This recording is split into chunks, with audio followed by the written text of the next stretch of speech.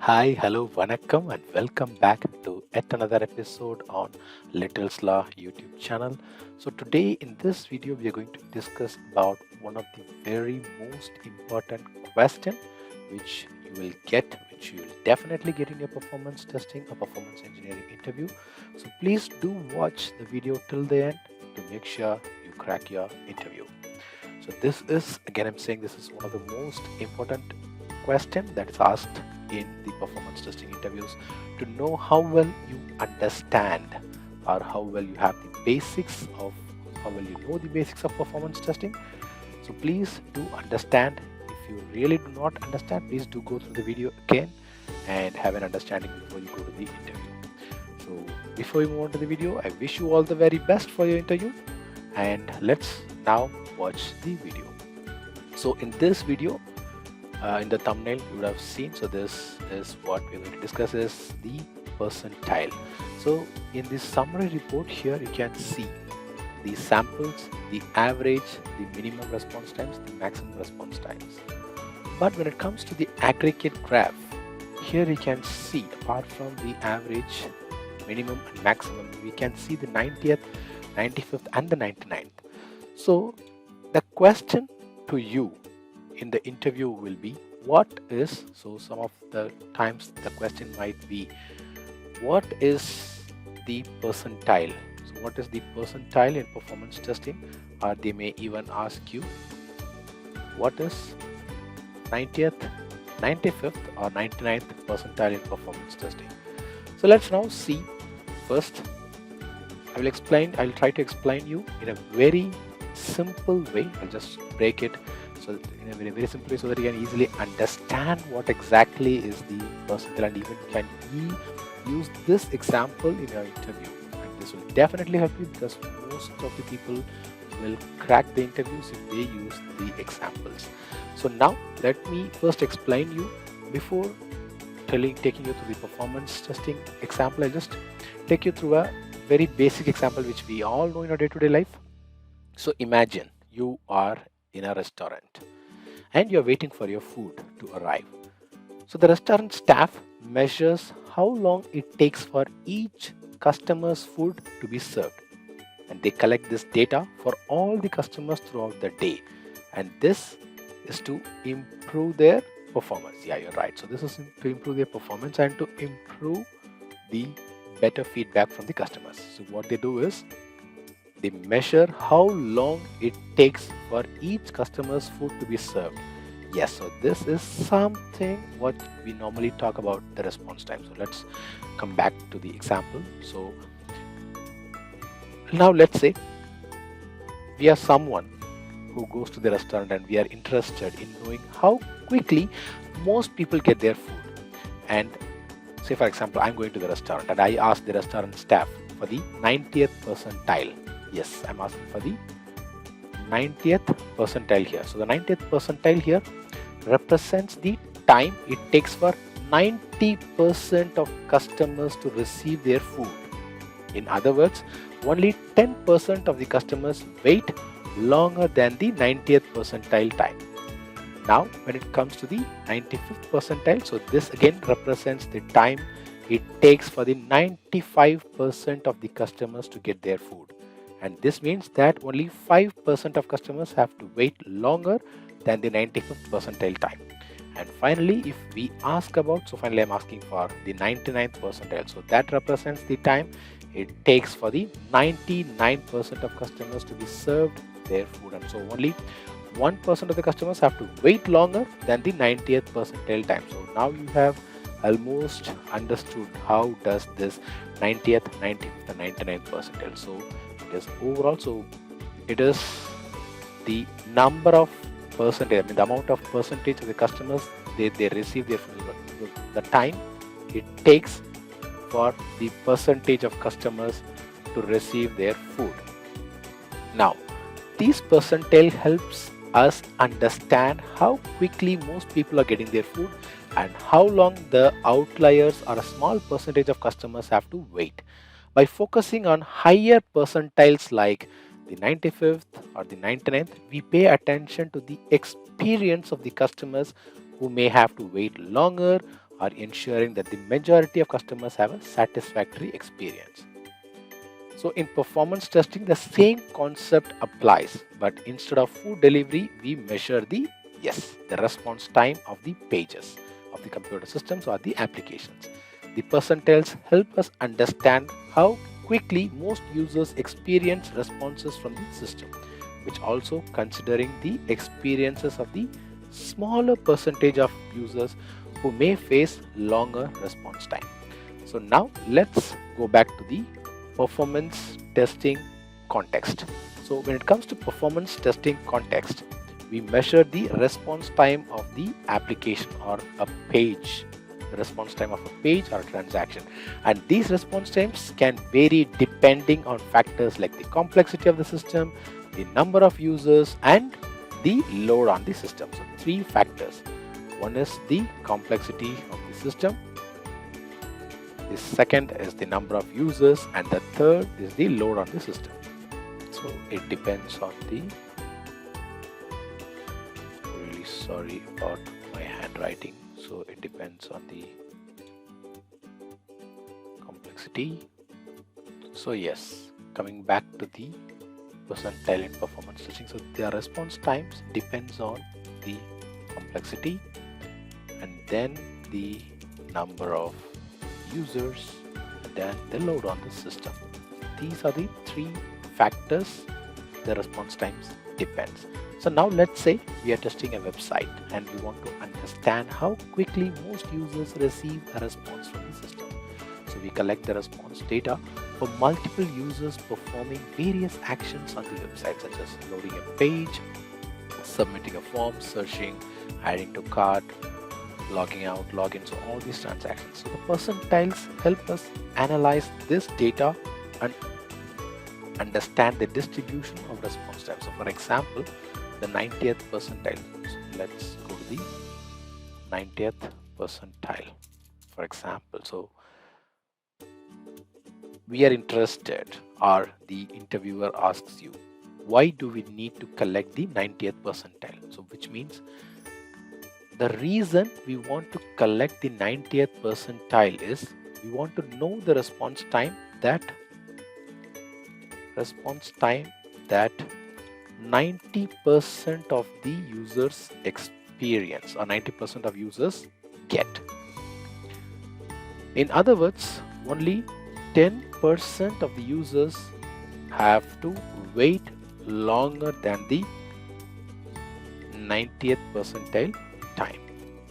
So just remember, so 90th percentile means it tells the response times that 90% of the users experience, and the remaining 10% will have to wait longer than the 90th or 90% of the people. So this you have to clearly explain with the example. And then when it comes to the 95th percentile, so if we want to collect the 95th percentile, so what or why do we need to collect the 95th percentile? So it takes time. So the response times,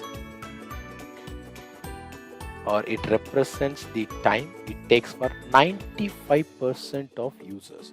So the response time taken by 95% of users to receive a response. So this is the 95th percentile. So only 5% of users have to wait longer than the 95% of people. So again, this is the same case with the 99th percentile, where 99% of users takes this response time, or I would say the 99th percentile response time is the time 99th percentile response time is the time it takes for 99% of users to get the response. This means that only the remaining 1% have to wait longer than the 99th percentile response time. So by looking at these different percentiles, we can understand how quickly most users are receiving responses from the system and how long the outliers of a small percentage of users have to wait.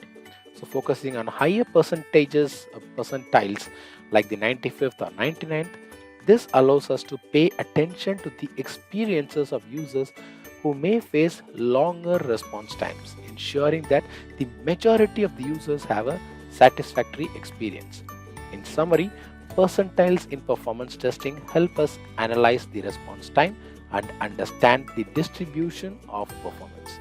And in fact, this percentile allows us to identify the potential bottlenecks, optimize the system for better user experiences, and ensure that performance targets such as the SLA are met. So basically, every performance tester will start to collect the average response time, and only the performance engineers or the testers who have a huge experience or knowledge will definitely even look for the percentile. So let's now see what is an average response time and the percentile, and why do we need to collect the percentile than the average response time. So first let's see what is the average response time. So the average response time is a common metric that calculates the average or mean value of all the response times collected during performance testing. It is calculated by summing up all the response times and dividing by the total number of measurements. So the average response time provides an overall view of the system's performance, representing the central tendency of the data. But on the other hand, as we have already see about the percentiles, so the percentiles on the other hand provide a measure of the response time distribution and indicate the percentage of response times that fall below a certain value. These percentiles are calculated by sorting all the response times in ascending order and identifying the time value below which a certain percentage of response times fall. So the key difference, what's the difference between the average response time and the percentile? So the key difference, why do we need to use percentiles? So first thing is the user experience. So let me go back here. So the first thing here is the user experience. So the percentiles give insights into the response times experienced by different segment of users, and they help identify the performance experienced by the majority of the users. For example, the 90th or the 95th or the 99th, as well as the performance outliers or worst case scenarios. So when it comes to the second point, the SLA, the service level agreement, they often define performance targets based on specific percentiles, and meeting these targets ensures that the system performs satisfactorily for the specified percentage of users. And when it comes to the third point, which is the performance optimization. So this helps, so the percentile actually helps identify the performance bottlenecks and areas that require optimization, and by focusing on higher percentiles, we can address issues affecting a smaller but potentially critical subset of users. And then the final difference or the final requirement of collecting the percentile is the realistic performance analysis. So average response times may be skewed by outliers or occasional spikes, providing a less accurate representation of typical user experience. But on the other hand, the percentiles offer a more realistic view of system performance by considering the range of response times. So what makes the difference? Why the average response time is different from the percentile? So the first thing is the calculation method, so the way they are getting calculated. So the average response time is calculated by summing up all the response times and dividing by the total number of measurements, and it provides the mean value of the response times. But on the other hand, the percentiles are calculated by sorting all the response time in ascending order and identifying the time value below which a certain percentage of response times fall. Percentiles represent specific points in the response time distribution. And when it comes to the second way, so which is the representation of data. So when it comes to the representation of data, the average response time represents the central tendency of the data, and it gives an overall view of the system's performance without considering the distribution or outliers. But on the other hand, the percentiles provide insights into the distribution of response times, and they indicate the percentage of response times that fall below a specific value, allowing a more granular understanding of different segment of users. And then when it comes to the third difference, which is the focus on user experience. So when it comes to the focus, the average response time does not specifically address the experiences of different segment of users, and in fact it provides a general overview but may not accurately represent the experience of most users. But when it comes to the percentiles, they focus on different segment of users. For example, the 90th percentile represents the response time experienced by 90% of users, and the 99th percentile represents the response time experienced by 99% of users. So the percentiles help identify the performance experienced by the majority of users as well as the outliers or worst case scenarios. And then when it comes to the SLA compliance, the average response time may not align with specific SLA targets since it represents an average across all response times and does not consider specific thresholds. But when it comes to percentiles, SLAs often define performance targets based on specific percentiles, and percentiles such as the 90th or 95th percentile provide more relevant measure to ensure compliance with SLA requirements for a specific percentage of users. So these are some of the ways that brings the difference between the average response time and the percentile. So before I end, let me give you another interesting example of how to differ the average response time and the percentile. So imagine you are waiting in a line at a popular ice cream shop.